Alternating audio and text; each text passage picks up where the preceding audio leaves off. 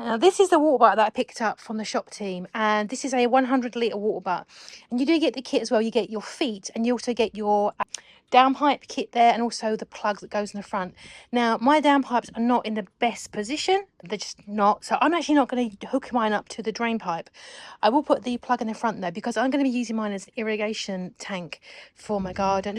Honestly, I'm just going to fill it up with probably tap water and leave the lid off as well, just to get a little bit of nutrients in there when it rains, if it ever rains. And this is how I'm going to do it. So I'm going to pop the feet on and put the plug on. But this is the kit that you get for your drain pipe, and there is all your instructions there telling you how to do it. It looks really straightforward, to be honest, but the quality looks really good. It looks very straightforward, and yeah, it looks like a really nice water butt. And the base goes together like that before you slot on the actual water butt itself.